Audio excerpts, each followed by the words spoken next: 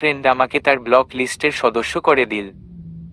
তার ভাষ্যমতে আমার অপরাধ আছে একটা, আর তা হলো আমি গরিব ঘরের মেয়ে। অথচ প্রেমের শুরুতে হাতটা ধরে বলেছিল উঁচু নিচু আমি মানি না। আমি শুধু জানি তোমাকেই ভালোবাসি, আর তোমাকেই ভালোবাসতে চাই। তুমি যদি আমায় ফিরিয়ে দাও তাহলে ভাববো যে বড় ঘরের ছেলে হওয়াটাই আমার দোষ। ছেড়ে দিব এ সংসার, তবুও আমায় গ্রহণ করো তুমি। সদ্য পিতা হারানো আমিটা যেন গলে গেলাম। একটা শক্ত হাতের প্রয়োজন ছিল। আমার দিকে বাড়ানো হাতটা চেয়েও ফিরিয়ে দিতে পারলাম না। নিষ্ঠুর এ মন বলল যে তোর জন্য নিজ সংসার ছাড়তে চায়, সে আর যাই হোক তোকে কখনোই ছাড়বে না। আমি হতভাগী, ভুলেই গিয়েছিলাম পৃথিবী কঠিন আদলে তৈরি। এ রজনীতে টাকাই সব। প্রয়োজন ছাড়া কেউ কারো নয়। প্রয়োজনেই মানুষ হয় আপন। যেমনটা আমি তাকে প্রয়োজনে গ্রহণ করেছিলাম, তবে কখনোই ছাড়তে চাইনি। কিন্তু সে এক মুহূর্তে বুঝিয়ে দিল আমি তার প্রয়োজনে প্রিয়জন ছিলাম। লাইনগুলো লিখেই ডায়েরিটা বন্ধ করে দিলহুর। সবটাই তিক্ত হয়ে গেছে তার নিকট। 6 মাস আগের ঘটনাগুলোই লিখেছে সে। ভালোবাসা বলতে কিছুই নেই, হারিয়ে যায় সকলে। কেউ কথা দিয়ে কথা রাখেনি, যেমনটা রাখেনি বাবা। দু চোখ মুছে হুর ডুবে যায় স্মৃতিতে। কত শত রঙিন স্বপ্ন বুনেছিল সে। বাবা হাত ধরে বলেছিল, মা তোকে কখনো ছেড়ে যাব না। অথচ সেই বাবাই চলে গেলেন। হুমায়ুনের ক্যান্সার ছিল, চিকিৎসা করার সুযোগ মিলেনি। তার আগেই মারা যান উনি। ডায়েরিটা যত্ন করে তুলে রাখে আলমারিতে। রুগ্ন মায়ের রুমে গিয়ে বসে পড়ে। দিন দিন লতিফার অবস্থাও খারাপ হচ্ছে। কে জানে কোন রোগ হয়েছে। হুরের মস্তিষ্ক তেমন কিছু ভাবতে পারে না। লতিফা বললেন, তোর জন্য বিয়ের প্রস্তাব এসেছে। না করে দিও মা। এটা কেমন কথা হুর? আমি অসুস্থ, তোর বাবা নেই, আর তুই কি না বিয়ে করবি না?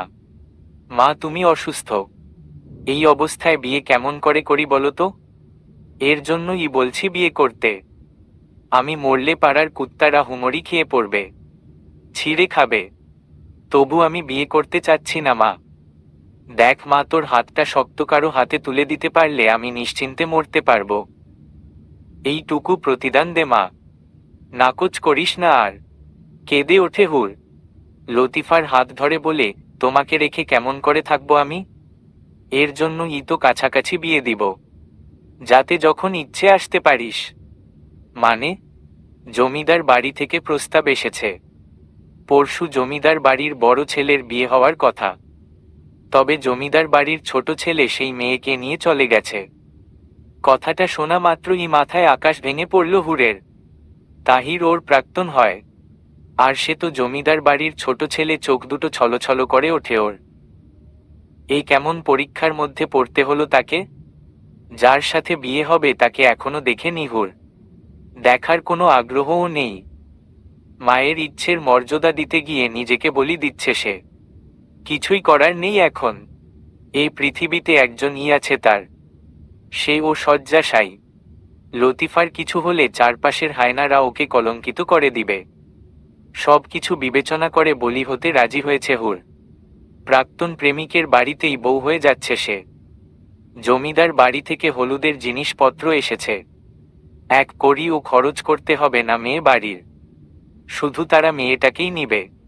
হুরকে বেশ পছন্দ করেছেন জমিদার গিন্নি, তাই তো এত শত আয়োজন।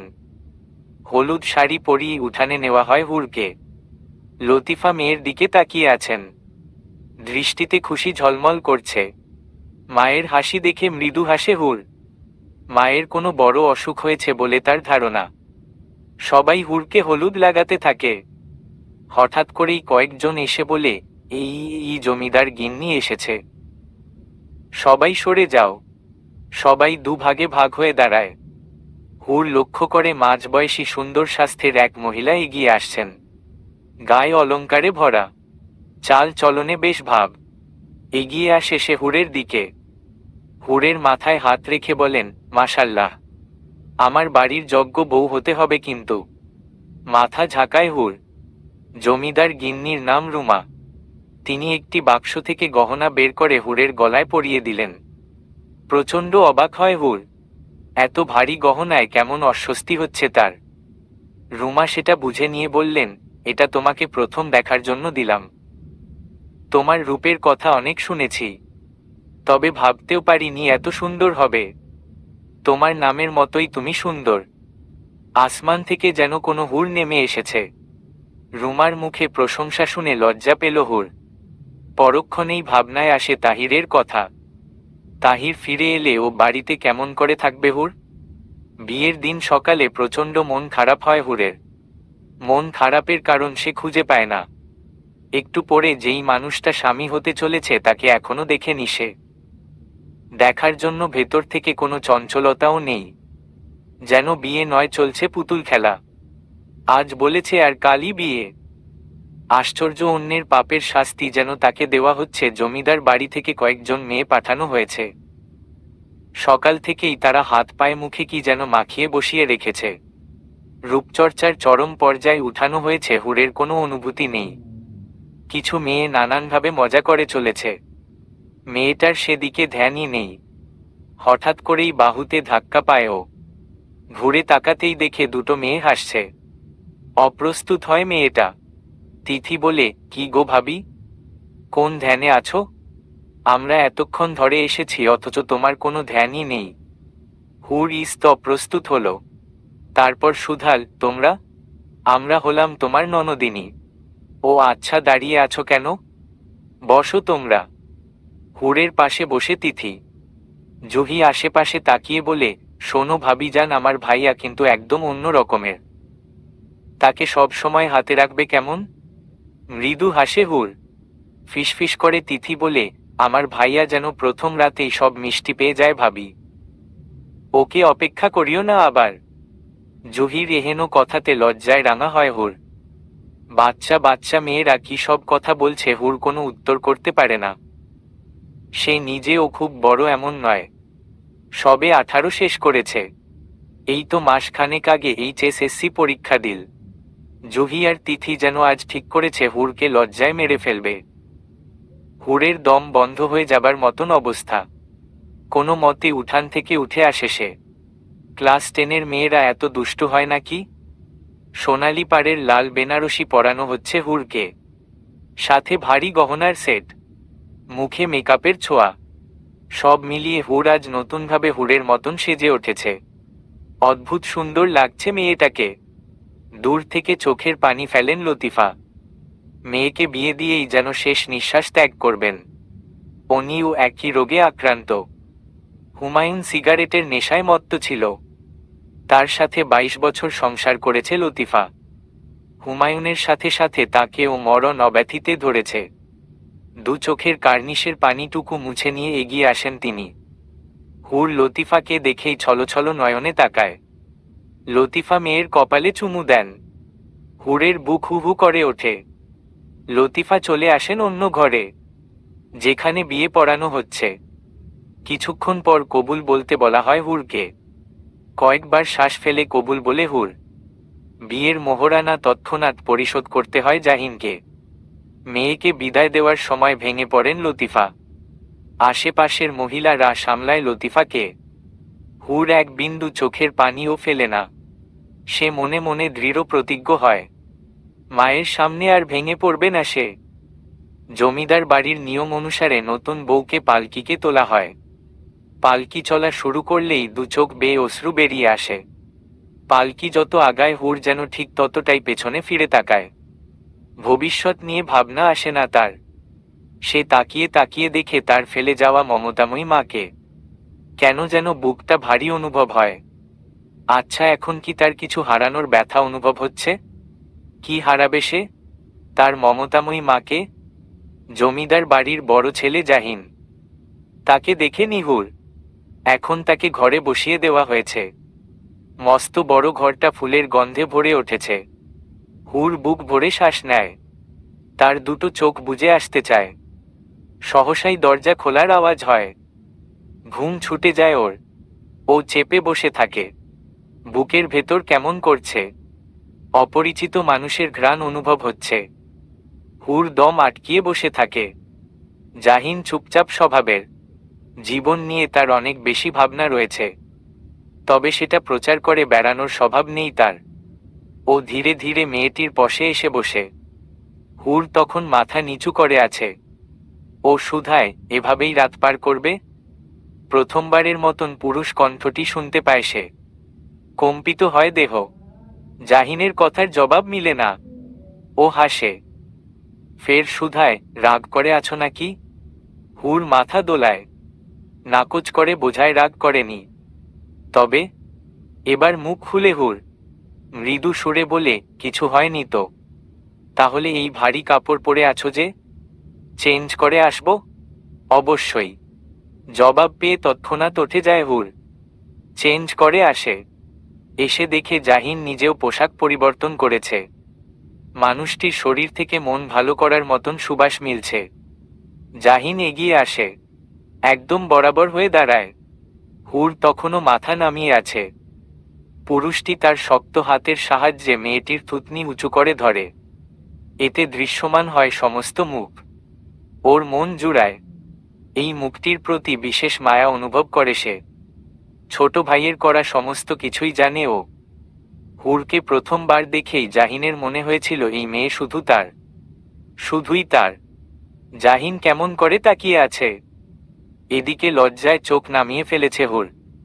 জাহিন হাসে, কানের কাছে এগিয়ে যায়। তারপর ফিসফিস করে বলে, শোনো মেয়ে, তুমি আমার প্রয়োজন নও, বরং প্রিয়জন। প্রয়োজন ফুরিয়ে যায়, তবে প্রিয়জন ফুরায় না। ছেলেটির এহেন কথায় হুরের শরীর কেঁপে ওঠে। দু চোখে অশ্রু নামে। তবে সত্যিই কি প্রিয়জন পেল সে? একটি মিষ্টি সকালের সূচনা হল। জাহিনের সর্বাঙ্গে নববধূর ঘ্রাণ। হুরের ঘুম বেশ আগেই ভেঙেছিল, তবে হাতের বাঁধন থাকায় উঠে যেতে পারেনি। জাহিন চোখ মেলে চাইল। পাশ ঘুরতেই বুকের ভেতর এক রহস্যময় অনুভূতি পেল, যা আগে কখনোই হয়নি। আপনার ঘুম ভেঙেছে, এই কথা বলেই নিজের শরীর থেকে পুরুষটির আলগা হয়ে যাওয়া হাতটি সরিয়ে নিল হুর। ওঠে বসে দ্রুত আরশির সামনে এল। শরীরের পোশাকটি ঠিক করে নিয়ে বলল, আমি ফ্রেশ হয়ে আসি। অনেকটা দ্রুতই চলে গেল হুর, যেন পালিয়ে বাঁচার প্রয়াস। জাহিন কয়েক সেকেন্ড মৌন থেকে অধর প্রসারিত করল। গতকাল থেকে তার জীবন পরিবর্তন হয়ে গিয়েছে, আর এই পরিবর্তন ওর কাছে ভীষণ উপভোগের। হুর যখন ফ্রেশ হয়ে এল, জাহিন তখন পুরো জেগে গিয়েছে। জানালার পর্দা খুলে দেয়াতে সকালের মিষ্টি রোদ এসে ঘরময় ছুটোছুটি খেলছে। ভেজা চুলগুলো তোয়ালে দিয়ে প্যাঁচিয়ে নিয়েছে মেয়েটি। জাহিন যখন তার দিকে দৃষ্টি ফেরাল, ও তখন কিছুটা আমতা আমতা করে বলল, ওয়াশরুমে এই তোয়ালেটাই ছিল। আপনার বোধ হয় আমি ব্যবহার করে ফেলেছি। শেষ বাক্যটা বলতে গিয়ে মেয়েটা কেমন সংকোচে ডুবে গেল। ওর আচরণে হেসে ফেলল জাহিন। সমস্যা নেই, আমাকে দাও, আমিও গোসল করে আসি। চুল থেকে তোয়ালে খানা খুলে দিল হুর। সেটা নিয়ে ওয়াশরুমের দিকে এগিয়ে গেল জাহিন। তোয়ালে থেকে অদ্ভুত সুন্দর এক ঘ্রাণ পাওয়া যাওয়া যাচ্ছে। এই সুন্দর ঘ্রাণ এখন থেকে রোজ পাওয়া যাবে। বিষয়টা স্মরণ হতেই বুকের ভেতর কেমন একটা অনুভূতি হয়। জাহিনের অধর আপনা আপনিই প্রসারিত হল। একেই হয়তো ভাগ্য বলে। মেজাজ উষ্ণ হয়ে আছে জমিদার গিন্নি রুমার। ছোট ছেলেটার খোঁজ এখনো পাওয়া যায়নি। তিনি এবার অধৈর্যই হয়ে যাচ্ছেন। একটা কাজ যদি ঠিক মতন হয়। ও কোথায় পালিয়েছে? দেশ ছেড়েছে কি? সামনে থাকা ছেলেটা মাথা নত করে রাখে। মিনমিনে সুরে বলে, ছোট সাহেবকে আশেপাশের সব জায়গায় খুঁজেছি, কিন্তু পাইনি। একটা মানুষ উধাও হয়ে গেল। খোঁজ চলছে, আশা করি পেয়ে যাব। সেই দিনটা কবে আশরাফ? আশরাফ নামের ছেলেটা মাথা নামিয়ে রাখে। রুমা ক্ষণে ক্ষণে মেজাজ হারাচ্ছেন। জাহিন সিঁড়ি দিয়ে নেমে আসছিল। তাকে দেখেই আশরাফ বাইরের দিকে অগ্রসর হল। কি খবর বাবা? মুহূর্তেই মেজাজ বদলে কথাটা বললেন রুমা। তবে জাহিন সেটা ধরে ফেলল। আশরাফকে যেতে দেখেছে সে, তাহিরকে পাওয়া যায়নি। রুমা যেন কথাটা এড়িয়ে যেতে চাইলেন। দৃষ্টি ঘুরিয়ে বললেন, ওর কোথায়? সাথে এলো না? একটু পরই আসবে। তার আগে বলুন, তাহিরকে পাওয়া যায়নি? যায়নি তো কি হয়েছে, পাওয়া যাবে। দেশ ছেড়ে তো পালায়নি। সেটা ঠিক। বলেই সামনের দিকে তাকালো ও। হুরকে নামতে দেখা যাচ্ছে। তাই বিষয়টি আর লম্বা হলো না। জাহিন আর রুমা দুজনেই মেয়েটির দিকে দৃষ্টি দিয়ে আছে। সদ্য গোসল করে নামা হুরকে হুরের অনুরূপই দেখাচ্ছে। মাশাল্লাহ। কাছে এগিয়ে এসে কথাটা বললেন রুমা। হুর অনেকটাই লজ্জা পেল। একবার জাহিনের সাথে দৃষ্টিও মিলে গেল। ও চট করেই দৃষ্টি ফিরিয়ে অন্য পাশে চাইল। সব কিছু মেনে নিয়েই বিয়েটা করেছে হুর। তবে কোথাও একটা সংকোচ রয়েই গিয়েছে। বুকের ভেতর হু হু এখনো করে। তাই কি না দুদিন ধরেই খাওয়া দাওয়া নেই। ডাইনিংয়ে নানা রকম খাবার সাজানো। হুর চেয়ে দেখছে শুধু। তবে রুচি আসছে না। জাহিন নরম সুরে বলল, খাবারগুলো পছন্দ হয়নি? চমকাল মেয়েটি। অন্যমনস্ক ছিল বিধায় জাহিনের হঠাৎ বলা কথাগুলো সমস্ত শরীরে কেমন একটা শিরশিরে হাওয়ার মতন মনে হলো। জি হয়েছে। তবে খাচ্ছ না কেন? আমার আসলে খেতে ইচ্ছে করছে না। অল্প একটু খাও। আজ সারাদিনে খাবার খাওয়ার সময় পাবে না। নিজ থেকেই পরোটা আর চিজ অমলেট প্লেটে তুলে দিল জাহিন। ওর এমন বিনয় দেখে মেয়েটির বুকের ভেতর উষ্ণ একটি অনুভূতি এল। সেই সাথে নিজেকে শাসন করে বোঝালো অতীতের সবকিছু ভুলে গিয়ে এই মানুষটাকে যেন সবটুকু দিয়ে ভালোবাসতে পারে। হুরকে আরও একবার সাজিয়ে গুছিয়ে পুতুলের ন্যায় বসিয়ে রাখা হলো। ও একটু মনমোড়া হয়েছিল। ঠিক তখনই পাখির মতন উড়ে এল দুই কিশোরী। তিথি এসেই হুরের গলার আশেপাশে দেখতে লাগল। ওর এহেন কাণ্ডে বিহবলের মতন চেয়ে রইল হুর। মেকআপে সব ঢেকে গেল নাকি? তিথির কথার জবাবে জুহি বলে, হতেও পারে। সকালে আসা উচিত ছিল। ওদের দুজনের কথার মাঝে বোকার মতন হুর বলল, তোমার কিসের কথা বলছো? লাভ বাইট, বলল জুহি। ওর কথায় চোখ বড় বড় করে ফেলল হুর। কেমন একটা লজ্জা লাগছে। তিথি ওর লজ্জা বাড়াতে কানের কাছ ঘেঁষে বলল, বলো তোমার প্রথম রাতের রোমাঞ্চ কেমন হলো? আমাদের কাছে সব শেয়ার করতে হবে। ভাইয়া খুব রোমান্টিক রাইট? হুরের যে কি অস্বস্তি হচ্ছে। এরকম কথাবার্তায় একদমই অভ্যস্ত নয় সে। ও চোখের দৃষ্টি নত রাখে। তবে এই দুই কিশোরীও থেমে থাকার পাত্রী নয়। নাছোড়বান্দা হয়ে একের পর এক প্রশ্ন করতে থাকে। অথচ হুর শুধু লজ্জায় মিয়ে যায়। চারপাশে চোখ বুলায়। যদি কাউকে পায় যে তাকে এই দুই কিশোরীর হাত থেকে রক্ষা করবে। কিন্তু হায়, পরিচিত কারোই দেখা মিলে না। গল্প কখন দেয়া হবে তার সমস্ত আপডেট পাবেন আমাদের পাঠকমহল ফাতেমায়ের স্টোরি ডিসকাশনে। তাই দ্রুত গ্রুপে জয়েন হয়ে থাকুন। তোরা এভাবে হাসছিস কেন? হুট করেই জাহিনের গলাটা শোনা গেল। এতে করে দুই বোন কেমন জড়সড় হলো। ঠিক তারপরেই মেকি হাসি মিশিয়ে তিথি বলল, কিছু না তো। হ্যাঁ ভাইয়া, আমরা এমনি হাসছিলাম, একই সুরে বলল জুহি। এই দুই বোনকে বেশ ভালো করেই চেনা আছে জাহিনের। বংশের সবাই এদের দুজনকে দুষ্টু বলেই জানে। তাই এরা এমন হাসছে এ কথা বিশ্বাস করার মতন না। জাহিন ভালো মতন দুজনকে পরখ করে নিল। তারপর এগিয়ে এসে দু বোনেরই চুল টেনে ধরল। আমার সাথে মিথ্যে বলা? ভাইয়া ব্যথা পাইতো। সত্যি এমনি হাসছিলাম। জুহি এমনভাবে বলল কথাটা যেন কান্না করে দিবে। একই সুর ধরল তিথিও। আমরা কিছুই করিনি। বিশ্বাস না হলে ভাবিকে জিজ্ঞেস করো। হুরের দিকে অসহায় নয়নে তাকালো দু বোনই। ও একটু আমতা আমতা করে বলল, ব্যথা পাচ্ছে তো। ছেড়ে দেন।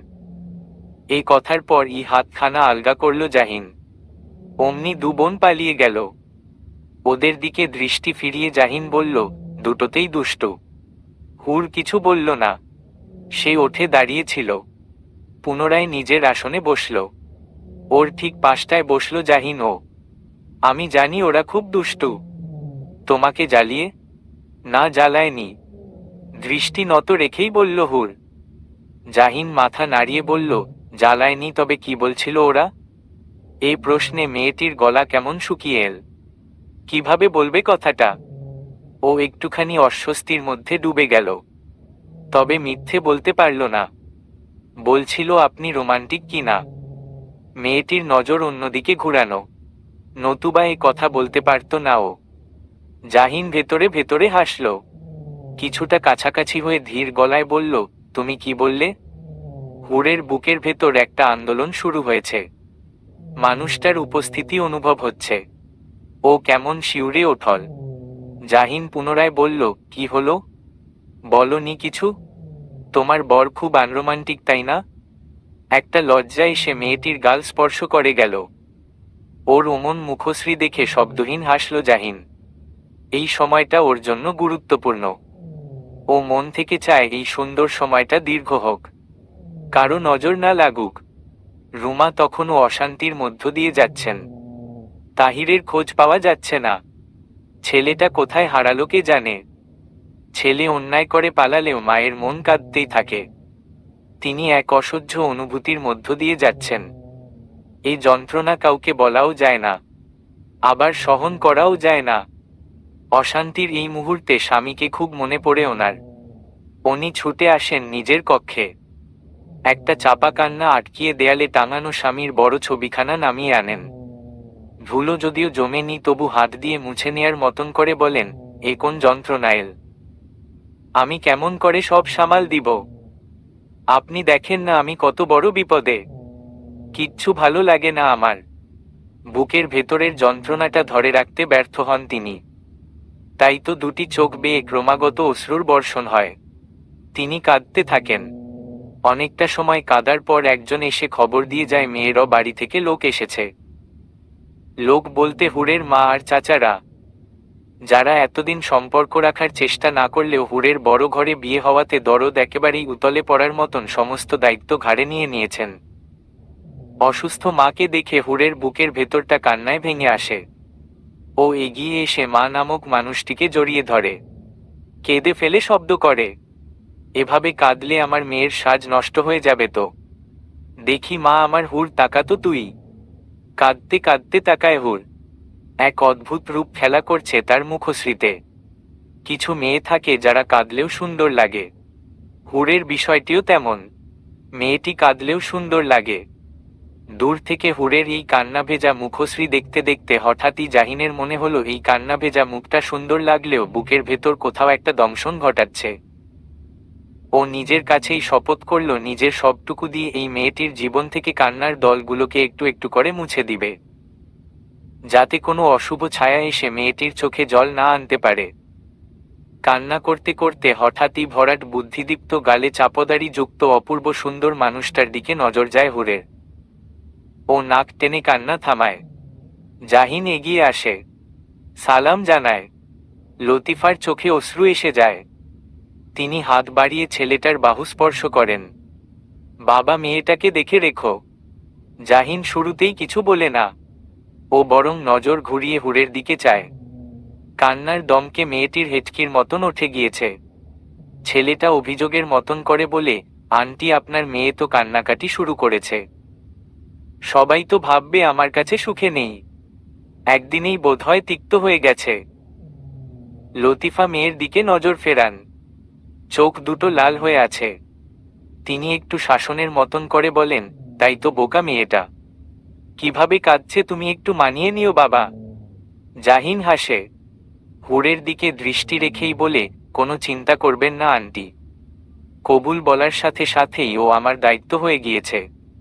এই দায়িত্ব আমি মাথায় তুলে রাখব। অন্য কেউ কেন ও চাইলেও এই দায়িত্ব থেকে আমি সরব না, কখনোই না। হুরের ছোট্ট একটা ঘর রয়েছে, তবে বেশ পরিপাটি করে গোছানো। মেয়েটার মাঝে কোনো সংকোচ দেখা যাচ্ছে না। ও খুব যত্নের সাথে জাহিনের ব্যাগপত্র তুলে রাখল। বাইরে থেকে কথা শেষ করে এসে জাহিন সেটাই দেখল। সাধারণভাবেই এমন পরিবেশে কখনোই তার থাকা হয়নি। একটু অসুবিধা হবে মনে হচ্ছে। ওর মুখশ্রী দেখে হুর সুধাল, কিছু ভাবছেন? ভাবছি তো। কি? তোমার কথা। একটা মৃদু হাসিতে মেয়েটির অধর প্রসারিত হল। জাহিন এগিয়ে এসে খাটে পা তুলে বসল। একটা বিষয় ভালো, ঘরটার মেঝে পাকা করা, নতুবা মানিয়ে নিতেও খুব কষ্ট হতো। আপনার ব্যাগপত্র ওখানটায় রাখা। ঘরের এক কোণে ছোট্ট একটা পুরাতন স্টিলের আলমারি রয়েছে। সেখানটায় নির্দেশ করল হুর। জাহিন একবার চোখ বুলিয়ে হুরের দিকে নজর ফেরাল।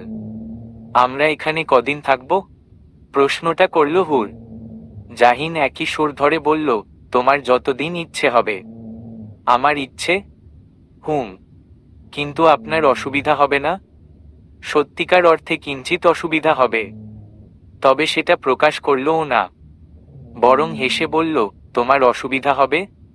এহেন প্রশ্নে মেয়েটি তব্ধা খেল যেন। জবাব দিতে পারল না। জাহিন হেসে ফেলল। বোকার মতন কথা বললে। অসুবিধা কেন হবে? না, ঠিক তা নয়। আপনি তো এমন পরিবেশে অভ্যস্ত নন। কেন? আমি কি এই এলাকার মানুষ নই? হলেও আপনি তো এখানে থাকতেন না, শহরেই ছিলেন। তাছাড়া জমিদার বাড়ির কাছে আমাদের এই কুঁড়েঘর কিছুই না। জাহিন কিন্তু জবাব দিল না। ও একটু সময় নিল, তারপর মাথা দোলাল। এহেন আচরণে হুর প্রশ্ন নিয়ে চেয়ে রইল। এবার জাহিন বলল, সেটা ঠিক বলেছ। আপনি তাহলে আজ থেকে কাল চলে যেন। আমি কটা দিন থেকে যাই। মনে হচ্ছে আমাকে তাড়াতে চাচ্ছ। আমি সেটা বোঝাতে চাইনি, কিন্তু মনে তো হচ্ছে। আপনার অসুবিধা হবে ভেবে বলেছি। মাথাটা নত করে বলল ও। জাহিন ভালো মতন মেয়েটাকে দেখতে লাগলো। তার থেকে অনেকটা ছোটই মেয়ে। প্রথম যখন দেখেছিল তখন তো আরো ছোট ছিল। এখন তবু পরিপক্ক একটা ভাব এসেছে। সাধ্য মতন আয়োজন করেছেন লতিফা, তবু তিনি সন্তুষ্ট হতে পারছেন না। এত এত খাবার দেখে হুর বলল, এত সব কেন করেছ? মেয়ের দিকে তাকিয়ে লতিফা বললেন, বোকার মতন কথা বলছিস কেন? এত সব কোথায়? জমিদার বাড়ির তুলনায় এগুলো কিছু? কিন্তু আমাদের তুলনায় তো অনেক কিছু মা। হুর পুনরায় চোখ বুলাল। দুপুরের খাবারের আয়োজন এত বিশাল যে একটা বড় টেবিলেও জায়গা হবে না। ও মায়ের দিকে সরল চোখে তাকালো। তারপর হুট করেই নজরে এল মায়ের কানের দিকটায়। সেটা দেখে আঁতকে উঠল ও। মা, তোমার কানের দুল কোথায়? লতিফা একটু চমকালেন, কানে হাত দিলেন। তারপর আমতা আমতা করে বললেন, আছে, খুলে রেখেছি। হুর যেন বিশ্বাস করতে পারল না। বিশ্বাস করার মতনও না। ও মায়ের দিকে ছলছল নয়নে চাইল। দুল বিক্রি করে দিয়েছ? এই কথায় লতিফা মেয়ের দিকে দৃষ্টি ফেরালেন। হাত দ্বারা গাল স্পর্শ করে বললেন, ছেলেটা প্রথমবার এ বাড়ি এসেছে। একেবারে যা তা তো খাওয়ানো যায় না। মেয়েটির চোখ থেকে জলের বিন্দু নেমে গেল, টুপ করে পড়ল মেঝেতে। হাতের সাহায্যে দু চোখ মুছে নিয়ে বলল, এত বড় ঘরে আমাকে বিয়ে কেন দিতে গেলে মা? এমন কেন বলছিস? তুমি আজ দুল বিক্রি করেছ, কাল আবার কি বিক্রি করে খাওয়াবে বলো তো? এমনটা বলতে নেই মা। হুরের কান্নাটা বাড়তে লাগল। মেয়েকে বুকে টেনে নিলেন লতিফা। পিঠে হাত বুলিয়ে দিতে দিতে বললেন, তুই সুখে থাক মা, কোনো দুঃখ তোকে স্পর্শ না করুক। এই কথার বিপরীতে মেয়েটার বুক যে আরো ভারী হয়। ও হয়তো সুখে থাকবে, তবে কোথাও একটা দোটানা যে রয়েছে। তাহির যখন ফিরবে তখন বিষয়টা কেমন হবে? কিভাবে সবকিছু সামাল দিবে হুর? গোসল করে আসায় হুরকে হুরের মতনই দেখাচ্ছে। এই সময় মেয়েদের অতিরিক্ত স্নিগ্ধ লাগে, সতেজ মনে হয়। মেয়েটি যখন চুলগুলো মুছে নিচ্ছে, জাহিন তখন মুগ্ধ নয়নে চেয়ে আছে। ফর্সা কোমল পিঠে কিছু পানির বিন্দু জমেছে। চুল মুছে নিয়ে মেয়েটি ঘুরে তাকাতেই দৃশ্যটি দেখতে পেল। এমনভাবে তাকানোয় লজ্জা এসে ছুঁয়ে গেল তাকে। সেটা খেয়াল করে জাহিন বলল, সরি। তার বিনয় যে কাউকে মুগ্ধ করবে। হুর ও এই মানুষটাতে দিনকে দিন মুগ্ধ হচ্ছে। তবে কোথাও একটা বাধা তৈরি হয়। এই বাধা ওর অতীত। ও মাথাটা নত রাখে। এবার চলুন, খাবার সব ঠান্ডা হয়ে যাচ্ছে। অনেকক্ষণ আগেই খাবার তৈরি হয়েছিল, তবে হুরের গোসলের জন্য খাওয়াটা আটকে ছিল। জাহিনের বিরোধ ছিল, মেয়েটিকে রেখে সে খাবে না। তাই কি না গোসল করে আসতে হলো তাকে। শীতল পার্টি বিছিয়ে রাখা, সেখানে অনেক অনেক খাবার। লতিফা মিনমিনে সুরে বললেন, কষ্ট নিও না বাবা, এভাবেই খেতে হবে। জাহিনের ঠোঁট প্রসারিত হলো। ও এগিয়ে গিয়ে বসল শীতল পাটিতে। এভাবে বলবেন না আন্টি। পার্টিতে বসে খাবার খাওয়া আমার বিশেষ পছন্দের। ছোটবেলার কথা স্মরণ হচ্ছে। তবু জামাই মানুষ তুমি। গরিবের এই। তাকে আটকালো জাহিন। বলল, এভাবে বললে আমি এ বাড়িতে আর আসতে পারবো না আন্টি। লজ্জা লাগবে আমার। ছি ছি বাবা, এই কথা বলো না। তুমি খাবার খেতে বসো। এই হুর দাঁড়িয়ে কেন? জামাইকে খাবার দে। হুরের যেন টনক নরল। ও একটা ঘোরে ডুবে গিয়েছিল। ওর বারবার মনে হচ্ছে মায়ের কানের দুলের কথা। বিষয়টি মনে হতেই ভেতরটায় তোলপাড় শুরু হয়েছে। কি রে, এখনো দাঁড়িয়ে? দিচ্ছি মা। হুর নিচু হয়ে প্লেট এগিয়ে দিল। তাতে পরিমাণ মতন ভাত তরকারি দিয়ে বলল, আর কিছু দিব?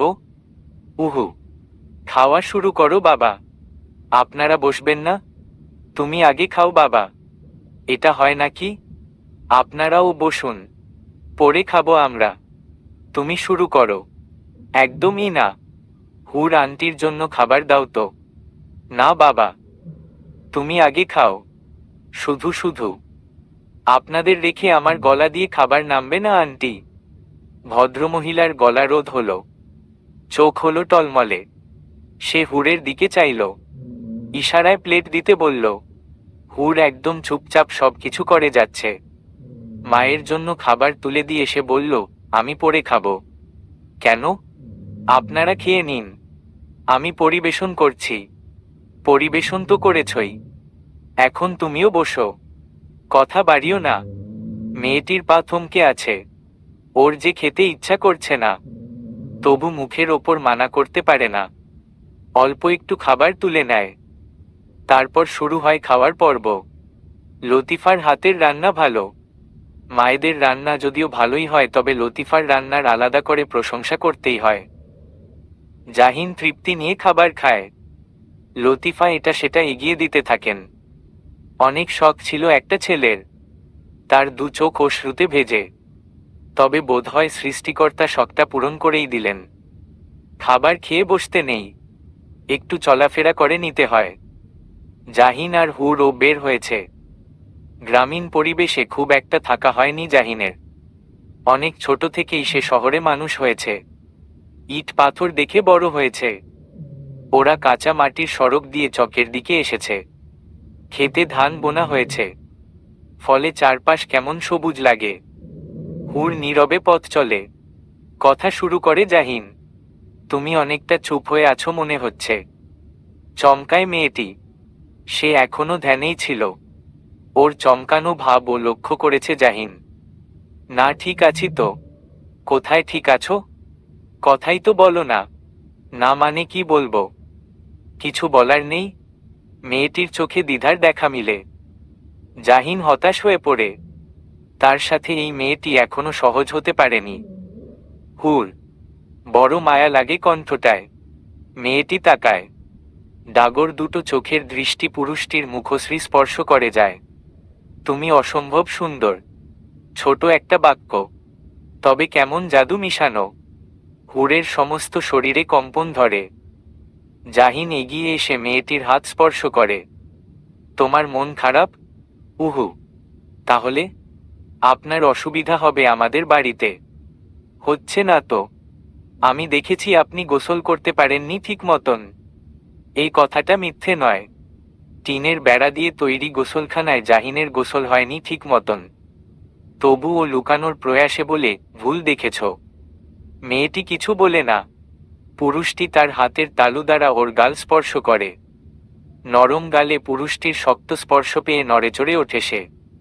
চলুন বাসায় যাই, সহসাই বলে ওঠে মেয়েটি।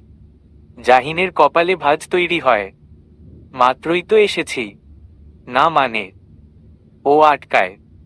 কি বলবে বুঝতে পারে না। এলোমেলো লাগে। দ্বিধা তৈরি হয় বুকে। সেটি বুঝে জাহিন। তাই বলে, চলো ফিরে যাই। তারপর চলতে থাকে গন্তব্যের দিকে। এবার অনুশোচনা জাগে মেয়েটির অন্তরে। পুরুষটি তার থেকে কিছুটা আগানো। বড় মায়া দিয়ে গালখানা স্পর্শ করেছিল। আর ও কি না দ্বিধায় পড়ে মানুষটাকে বিভ্রান্ত করলে। এই অন্যায় পাপ হুরকে একটু একটু করে দহন দিতে লাগলো। এক সুখময় যন্ত্রণা প্রতিনিয়ত তাকে গ্রাস করে চলেছে। জাহিনকে তার ভালো লাগে, মানুষটার স্পর্শ তাকে পরিপূর্ণ করে তুলে। কিন্তু তাহির নামক দ্বিধাটি সেই সুন্দর বিষয়গুলোকে প্রতিনিয়ত এলোমেলো করে দেয়। শুধু মনে হয় যখন তাহির ফিরবে তখন কেমন হবে, সবকিছু ঠিক থাকবে তো, নাকি সবকিছু ভাসিয়ে নেবে বানের জলের মতন। থমথমে মুখে ফিরল জাহিন। তার মনটা স্থির, একই অনুভূতি হুরের মাঝেও বিরাজমান। সে শান্ত দৃষ্টিতে সামনে এগিয়ে চলেছে। জাহিন এসেই নির্দিষ্ট কক্ষে চলে গিয়েছে। হুরকে দেখে লতিফা ডাকলেন, এসেছিস? মাত্রই তো গিয়েছিলি। দুপুরের খাবার তো লেট করে খেলাম মা, বিকেলও হয়ে এসেছে, তাই ফিরে এলাম। বেশি দূর যাইনি। ইচ্ছে করেই মিথ্যেটা বলল হুর। সে চায় না মা কোনোভাবে বিষয়গুলো নিয়ে কষ্ট পাক। ও চায় মা ভালো থাকুক। ভালো কথা মনে করালি, ছেলেটাকে একটু চা করে দে, ভালো লাগবে। মেয়ের বাহু স্পর্শ করে বললেন লতিফা। হুর শুকনো একটি ঢোক গিলে তারপর এগিয়ে যায় রান্নাঘরের দিকে। আধুনিক কোনো কিছুই নেই, ছোট্ট একটা রান্নাঘর, যার চারপাশটা পাটখড়ি দিয়ে তৈরি করা। প্রতি বছর বৃষ্টির সময় পাটখড়ির পচন হয়, তখন আবার বেড়া খুলে নতুন করে লাগানো হয়। ওপরে অবশ্য টিনচাল করা, না হলে আরেক বিপত্তি হতো। হুর চুলায় চায়ের পানি বসাল, তারপর কিছু শুকনো পাতা এনে মাটির চুলার প্রায় পুরোটাই ভরাট করল। তাতে আগুন ধরিয়ে দিয়ে পেছনে ঘুরতেই একটা লম্বা মূর্তির মতন নজরে পড়ল। হঠাৎ হওয়ায় ভোরকাল সে। জাহিন ছোট ছোট চোখে তাকিয়ে শুধাল, ভয় পেয়েছ? না। ওভাবে চমকালে যে। আপনি কখন এলেন? ঘরে তো ছিলেন। এসে তো ঘরে যাওনি। আন্টিকে জিজ্ঞাসা করতেই এদিকের কথা বললেন। ও। তারপর কয়েক সেকেন্ডের নীরবতা। জাহিন তখনও দাঁড়িয়ে আছে। হুর শুধাল, আপনি কি বসবেন? বসলে তোমার সমস্যা হবে? মেয়েটির হৃদয়ে একটা ধাক্কা লাগল। জাহিন এ কথা কেন শুধাল? তবে কি তার হৃদয়ে দ্বিধা রয়েছে? আমার কেন সমস্যা হবে? আপনি বসুন, বলেই কাঠের তৈরি একটি আসন এগিয়ে দিল হুর। জাহিন বসল। পানিতে বলক এসেছে, তাতে পরিমাণ মতন চিনি আর অল্প একটু লবণ দিল হুর। তারপর দিল গুঁড়ো চা পাতা। কয়েক মিনিট পর চা নামিয়ে ফেলল। এবার চুলায় বসাল দুধ, যা আগে থেকেই ঘন করে রাখা। তবু সেটা গরম করে নিয়ে তাতে লিকার চা মিশিয়ে নিল। পুরোটাই মনোযোগ দিয়ে দেখল জাহিন। তুমি কিন্তু ভালো চা বানাও।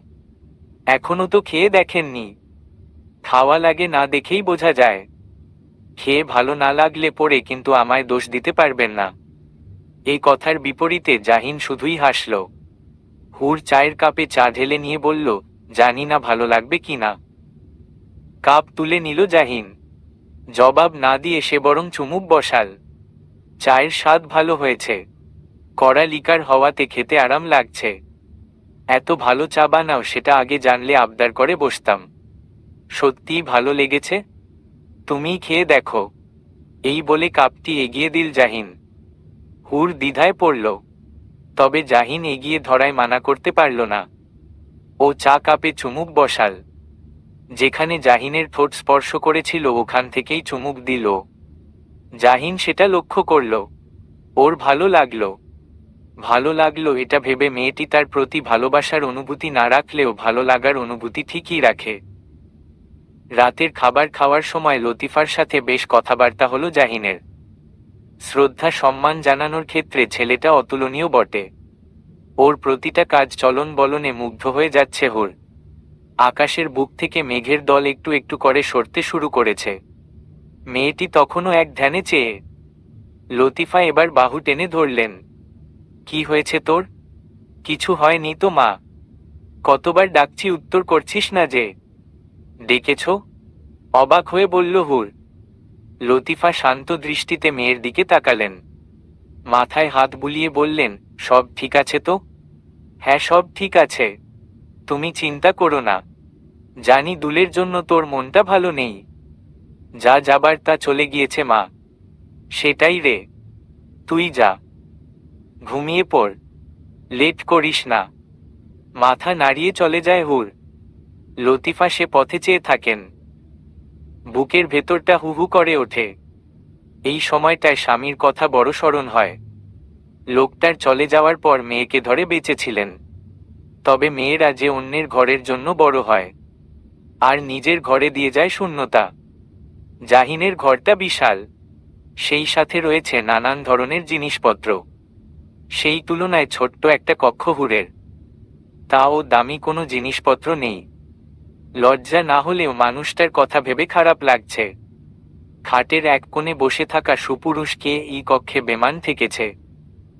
তার জায়গা যে রাজমহলে, এই ছোট্ট নীর তার জন্য জেলখানার মতন।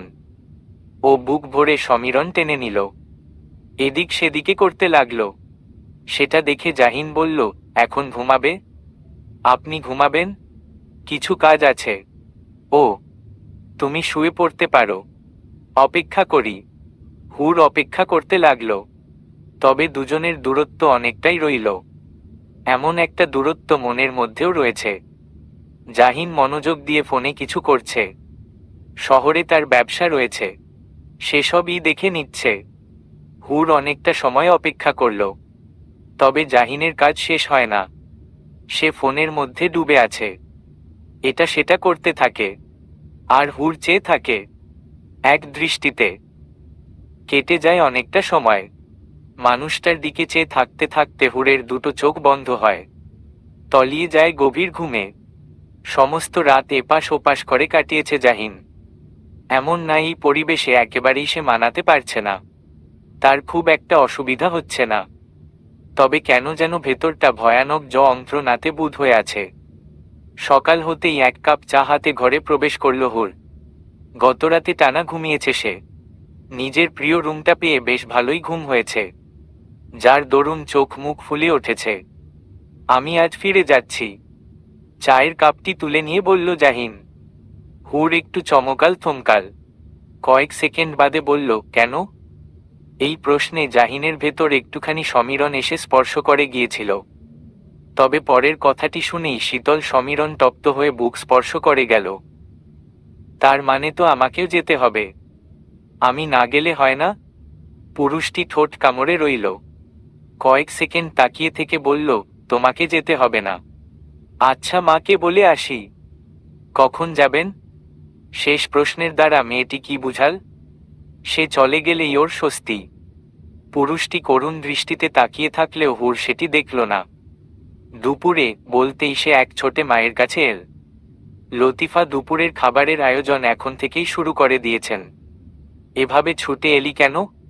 উনি আজই চলে যেতে চাচ্ছেন। সে কি? আজই কেন? হয়তো কোনো কাজ আছে। এর কোনো মানে হয়?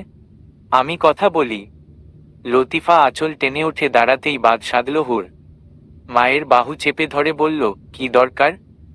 দরকার নেই বলছিস? পাগল কোথাকার! ছেলেটা কাল এসেছে, আজই চলে যাবে। মেয়েকে ঠেলে তিনি কক্ষে পৌঁছালেন।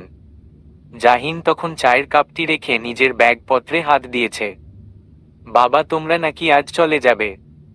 জাহিন কিছু বলার সুযোগ পেল না। তার পূর্বেই পেছনে থেকে হুর বলল, আমি যাব না তো। লতিফা মেয়ের দিকে দৃষ্টি ফেললেন, তারপর আবার জাহিনের দিকে তাকিয়ে বললেন, এটা হয় বাবা? তুমি চলে যাবে? কালই তো আসলে আমাকে শহরে যেতে হবে আন্টি, কিছু কাজ পড়ে গেল। তাহলে হুরও ফিরে যাক, তুমি আসলে তখন আবার দুজন এসে থেকো। না আন্টি, ও থাক, আমি এসে নিয়ে যাব। কোনোভাবেই কি থাকা যায় না? খুবই আর্জেন্ট হয়ে গেল, না হলে এভাবে চলে যেতাম না। আমি কথা দিচ্ছি আবার আসব। ঠিক আছে বাবা, যেভাবে ভালো হয়। আমি রান্না বসাই। লতিফা ছুটলেন রান্নাঘরের দিকে। মেয়ে জামাইকে সবটুকু দিয়ে আপ্যায়ন করছেন তিনি। আপনি ব্যাগও নামিয়ে ফেলেছেন? খাটের ওপরে থাকা ব্যাগটা দেখে শুধাল হুর। জাহিন উত্তর দিল না। কঠিন মুখে ব্যাগটা তুলে নিয়ে বলল, 1 সপ্তাহ পর আসব। আচ্ছা, এইটুকু? আর কিছু কি মেয়েটার বলার নেই? জাহিন সবটা বুঝে জানে, তবু ওর হতাশ লাগলো। গতকাল বিকেলের ঘটনাটি স্মরণ হলো। সে উষ্ণ একটু চুম্বনের আশায় মেয়েটির দিকে অগ্রসর হচ্ছিল, অথচ কৌশলে তাকে ফিরিয়ে দিয়েছিল মেয়েটা। একজন স্বামীর কাছে বিষয়টি কষ্টের। দুপুরের খাবার খেয়ে মাত্র কয়েক মিনিট অপেক্ষা করল জাহিন, তারপরই ব্যাগপত্র নিয়ে বের হয়ে গেল। লতিফা আরও একবার অনুনয় করল, তবে অনুনয়টি রাখতে পারল না ছেলেটা। তাকে যেতেই হলো। হুরের আহামরি কোনো অনুভূতি হচ্ছে না। মানুষটি ওর স্বামী, একটা ভালো লাগা কাজ করে ঠিকই, তবে সংকোচের দরুন দূরত্বটা রয়ে গিয়েছে। ও এটা ভেবে স্বস্তি পেল মানুষটিকে অন্তত এই পরিবেশে আর কষ্ট পেতে হবে না। তাছাড়া কিছুটা সময় ওরও প্রয়োজন। আজকাল হৃদয় বড় প্রহারও করে চলেছে। জাহিনের কাছাকাছি হওয়া মাত্রই তাহিরের কথা স্মরণ হয়। তীব্র অস্বস্তিতে ভালো লাগা পরিণত হয় বিভ্রমে। ভয় এসে চেপে ধরে গলা, আর তারপর বাড়ে দূরত্ব। আশ্চর্য হলেও সত্য, জাহিনের ফোন নাম্বারটি তার কাছে নেই। সন্ধ্যার নামাজ শেষ করে এসে মা বললেন, জাহিনের সাথে কথা বলেছিস? এই কথায় চমকায় মেয়েটি। কথা বলতে পারে না। লতিফা মাত্রই নামাজ শেষ করে এসেছেন, মেয়ের পাশে বসেন। সব ঠিক আছে? হ্যাঁ মা, সব ঠিক আছে। তুমি ভেবো না। ভাবতে চাই না রে মা, তবু ভাবনায় এসে যায়। ও বাড়ির সবাই কেমন? হুর শান্ত দৃষ্টিতে মায়ের দিকে চায়। এই নারীটির জীবনে কি আছে? কিছুই তো নেই, শুধু সে আছে। তার জন্যই তো নিজের সবটুকু শেষ করে চলেছেন। হুরের ভেতরটা তীব্র খারাপ লাগায় বুঁদ হয়ে গেল। ও মায়ের কাঁধে মাথাটা এলিয়ে দিল। সবাই ভালো মানুষ মা, সবাই খুব ভালো, তুমি চিন্তা করো না। মুখে এ কথা বললেও ওর ভেতরে যে প্রহারও চলে। তাহির নামক ব্যথাটা পুনরায় বুকে এসে আন্দোলন করে। ও মনে মনে প্রার্থনা করে তাহির যেন ফিরে না আসে। সে ফিরলে হুরের জীবনটা বানের জলে ভেসে যাবে। একটা সুন্দর সংসার হওয়ার পূর্বেই তাতে ভাঙচুরও হবে, যা শেষ করে দিবে একাধিক জীবন। তখন বিচ্ছেদ ছাড়া আর কোনো উপায় থাকবে কি? প্রথম দিন ভালোভাবে গেলেও দ্বিতীয় দিন হুরের ভেতরটায় অস্থিরতা নেমে এল। ওর হৃদয়ের ছটফট বাড়তে লাগল। নিজের বোকামি খেয়াল করে মন খারাপ করে বসে রইল সে। সেই মন খারাপ বোধহয় জাহিনের কাছে ঠিক ঠিক পৌঁছে গেল। তাই তো ছেলেটার কল এল সন্ধ্যার কিছু সময় পূর্বে। তখন আকাশ ইস্ট লাল হয়ে এসেছে। সূর্য ডুবে গিয়ে ধীরে ধীরে চাঁদের আগমন ঘটতে শুরু করেছে। সেই সন্ধ্যার আগ মুহূর্তে ভীষণ ব্যাকুল হয়ে পড়ল হুর, তবে কথা বলতে পারল না। ওপাশ থেকে সুর ভেসে এল, হুর। মেয়েটির হৃদয় যেন এক পশলা বৃষ্টির স্পর্শে নেচে ওঠল, তবে গলা দিয়ে কথা যে আসে না। হুর, শুনতে পারছ? উহু। মেয়েটার জবাব নেই। এবার জাহিনের কপালে এক ভাঁজের উদয় ঘটে। ও ঠোঁট কামড়ে কয়েক সেকেন্ড চুপ থাকে, পুনরায় ডাকে, হুর, ঠিক আছো তুমি? এবার কিছুটা হাঁপিয়ে গিয়েছে এমনভাবে মেয়েটি বলে, জি, আমি ঠিক আছি। তারপর কয়েক সেকেন্ডের নীরবতা। কেউ কথা বলে না। জাহিন বোধহয় ইচ্ছে করেই সময় দেয়। সেই সময়টুকু পেয়ে মৃদু সুরে হুর বলে, আপনি ঠিক আছেন? হ্যাঁ। ছোট্ট একটা জবাব, তবে প্রশান্তির। হুরের ভালো লাগে। একই সাথে কান্না পায়। কান্না পায় মানুষটার নাম্বার না থাকার কারণে। আমি আসলে দুঃখিত। লজ্জা, অস্বস্তি আর কষ্ট থেকে ছোট্ট এই বাক্য বলে হুর। জাহিন একটু চুপ থেকে বোঝার প্রয়াস করল। অন্তরের জবাবটির সাথে মিলিয়ে নিতে শুধাল, কেন? আমার কাছে আসলে আপনার নাম্বার ছিল না, তাই কল করতে পারিনি। বিষয়টি স্বাভাবিক ও অস্বাভাবিক দুই অনুভূতির মিশ্রণ। তবে জাহিন সেসব তোয়াক্কা করল না। ওর মন খারাপও হয়নি। ও বুঝদার মানুষ। মেয়েটির অনুভূতি বুঝে জানে, মানিয়ে নেওয়ার চেষ্টা করে। কোনো ব্যাপার না, তুমি বলো সব ঠিকঠাক যাচ্ছে কি না। আমি ঠিক আছি, কিন্তু আপনি। ওকে আটকে দেয় জাহিন। বলে, আমি রাগ করিনি, কিন্তু আমার যে কষ্ট লাগছে। জাহিনের অধর প্রসারিত হয়। এই মেয়েটির হৃদয়ে সে যে স্থান তৈরি করতে পেরেছে এ নিয়ে কোনো সন্দেহ নেই। তবে দ্বিধাটা এখনো বিদ্যমান। সেটাই কাটিয়ে নিতে হবে।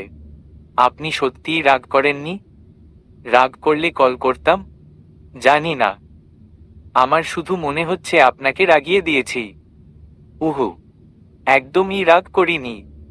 তুমি এটা মনে রেখো না। অমন সময় সন্ধ্যার আজান পড়ল। ওরা দুজনেই চুপ হয়ে গেল, মনোযোগ দিয়ে আজান শুনল। আজান শেষ হলে জাহিন বলল, কোনো ব্যাপার না, তুমি এটা নিয়ে ভাববে না, আমি পরে আবার কল করব। আচ্ছা, বলেই কল কাটল হুর। ভেতর ঘর থেকে মায়ের ডাক পড়েছে। ছোট ছোট কদমে এগিয়ে গেল সেদিকে। মেয়ের মুখটায় কিছু ভালো লাগার পরশ অনুভব করতে পারলেন লতিফা। এগিয়ে এসে বললেন, নামাজ পড়ব, অজু করে আসি চল। কথা মতন মাথা নাড়াল হুর। কল পাড়ে এসে অজু করতে বসল। অজুর পানি মুখ স্পর্শ করে যেতেই ভেতরটা শীতল হয়ে এল। মনে পড়ল জাহিনের বলা কথাগুলো। জাহিন যখন বলেছিল, তুমি আমার প্রয়োজন নও প্রিয়জন। সেই মণিমুগ্ধকর বাক্য হুরের হৃদয়কে আরো একবার আন্দোলিত করে। চোখ ভিজে যায় অশ্রুতে। ও মনে মনে প্রার্থনা করে এই মানুষটা ওর দ্বারা কখনো যেন না ঠকে। মনের ভেতরে জাগা সমস্ত দ্বিধা যেন ধুয়ে মুছে পরিষ্কার হয়। আর জাগ্রত হয় শুদ্ধ ভালোবাসা। যেই ভালোবাসা অন্তরে লালন করে একে অপরকে সঙ্গী করে পথ চলবে যতদিন প্রাণ থাকবে এই ধরে। নামাজ শেষ করে মায়ের সাথে এক কাপ চা নিয়ে বসল হুর। লতিফা ও মেয়ের সঙ্গ পেয়ে আনন্দ বোধ করলেন। কথার মাঝে সহসাই বলে উঠলেন, তোর বাবা আজ বেঁচে থাকলে কত খুশি হতেন বলতো। বাবার কথা মনে হলেই হুরের মন খারাপ হয়। ওর অভিযোগ করতে ইচ্ছে করে, বাবা কেন এত আগে চলে গেলেন। হুর, তুই সুখী তো মা? এই কথায় চমকায় মেয়েটি। মা কি কোনোভাবে কিছু বুঝেছেন? তিনি এগিয়ে এসে কন্যার গাল স্পর্শ করেন। সব ঠিক আছে মনে হচ্ছে, তবু কোথাও একটা ভয় হয় রে। ভয় কেন পাও মা? জানি না, মনটা শুধু কুগায়। তোর বাবার চলে যাওয়ার পর থেকে কিছুই তো ভালো হয়নি, শুধু তোর এই বিয়েটা ছাড়া। সেটাও যদি খারাপ কিছু বনে যায় তবে নিজেকে মাফ করতে পারবো না। লতিফার মুখ থেকে এহেন সব কথায় হুরের হৃদয়টা ছটফট করে ওঠে। ও মায়ের হাতটা নিজের বুকের কাছে এনে ধরে। চোখ দুটোয় অশ্রু এসে গিয়েছে। এই বিয়েটা খারাপ কিছু হবে না মা, তোমায় কথা দিলাম আমি।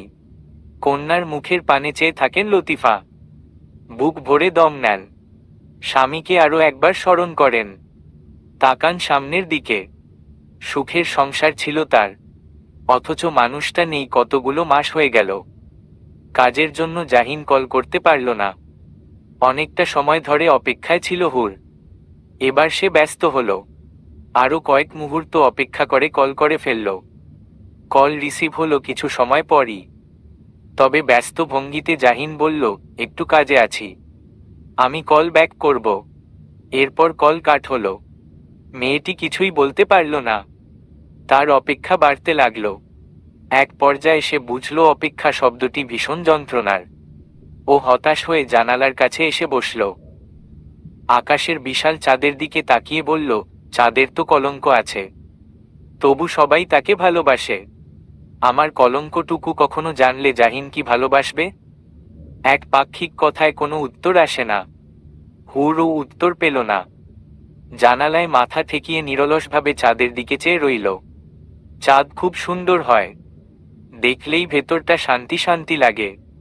রাতের আধারে এক টুকরো সাদা আলোর মতন লাগে। মনে হয় আকাশের বুকে সাদা পদ্ম ফুটেছে। ও চেয়ে থাকে এক দৃষ্টিতে, তারপর চোখ দুটো লেগে যায় অজান্তেই। সেই ঘুম ভাঙে ফোনের রিংটোনে।